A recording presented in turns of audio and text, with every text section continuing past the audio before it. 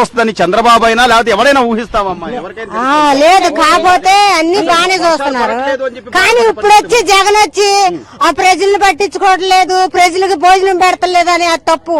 అందరికీ కూడా ప్రతిది కూడా అందే వాళ్ళకి అందుతున్నాయి. ఆకలి తట్టుకోలేని 2 ప్యాకెట్లు తీసుకున్నారు, అది తప్పు లేదనుకో.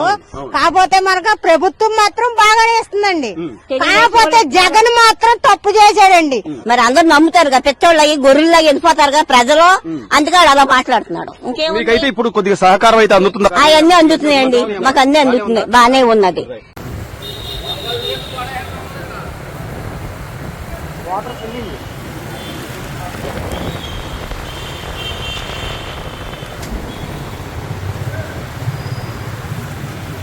ఎక్కడెక్కడి నుంచి వచ్చాయి ప్రభు? దాచేపల్లి నుంచి వచ్చాయా?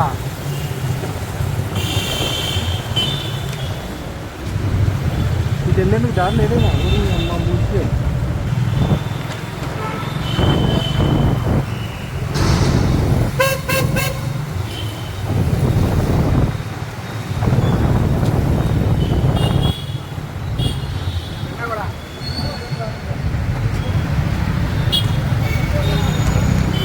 జగన్మోహన్ రెడ్డి గారు అసలు ఎవరు రాలేదు, అసలు ఈ వాళ్ళు నేనే కట్టాను, ఆయన 5 సంవత్సరాలు మాత్రమైనా బతుకున్నారు జనాలు అంటున్నాడు. వాళ్ళు వేసింది ఫస్ట్ చంద్రబాబు నాయుడు గారు. ఇప్పుడు చంద్రబాబు నాయుడు గారు అసలు పని చేస్తున్నాడంటావా? సీఎం చేస్తున్నాడు. ఆయన ఇప్పటికీ కూడా రాత్రి కూడా మళ్ళీ పాయకపురం ఇటు సింగనగరం స్వామి అదంతా తిరుగుతూనే ఉన్నాడు.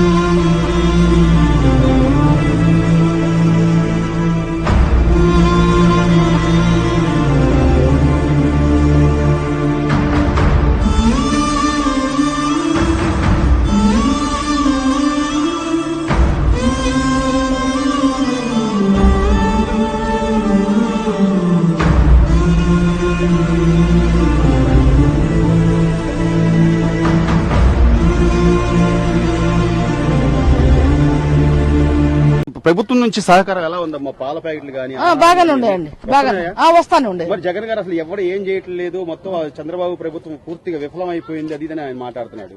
లేదులేండి, వస్తానే ఉండే. ఎందుకు తిని అబద్ధం చెప్పకూడదు, తాగి అబద్ధం చెప్పకూడదు, తిని అబద్ధం చెప్పకూడదు, వస్తానే ఉండే. పూటకు వస్తానే ఉండే. మాకు బాగానే సౌకర్యం ఉంది. సీఎం గారు కూడా వచ్చారంటే, చంద్రబాబు నాయుడు గారు కూడా వచ్చారు, పొద్దున కూడా వచ్చారు. మళ్ళీ వాళ్ళు అందరూ వస్తానే ఉండే. మరి అనుకోకుండా వచ్చింది కదండి, రావు అని వచ్చేసేసి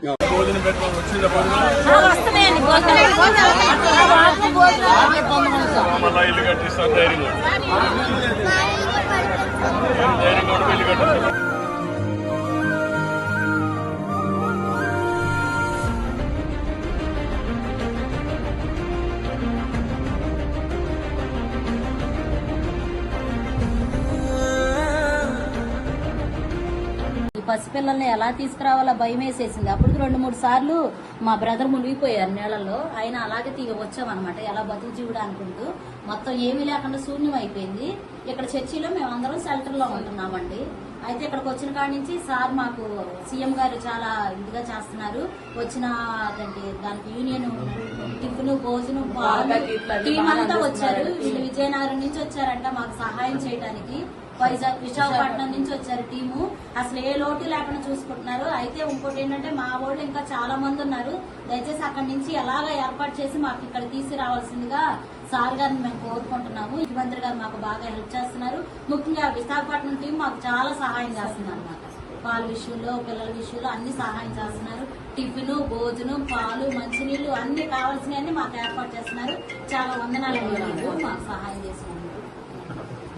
అంటే చాలా ఇదిగా ఉంది. బాగానే చూస్తున్నారు. ఆహారం, వాటర్, పాలు, బిస్కెట్లు ఇవన్నీ ఇస్తున్నారు.